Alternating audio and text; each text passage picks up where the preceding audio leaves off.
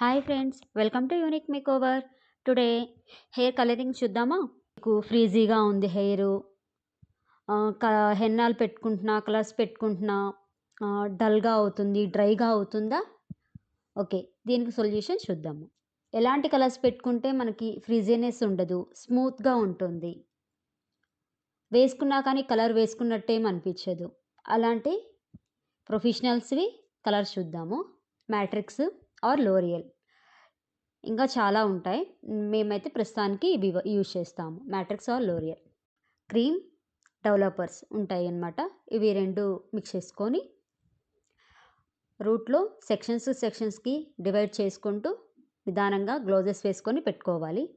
ఒక half an hour ఇలా వేసేసుకొని గ్లౌజ్ క్యాప్ పెట్టేసేసుకొని హాఫ్ అన్ అవర్ ఆగిన తర్వాత హెయిర్ వాష్ చేసేసుకుంటే చాలా బాగుంటుంది.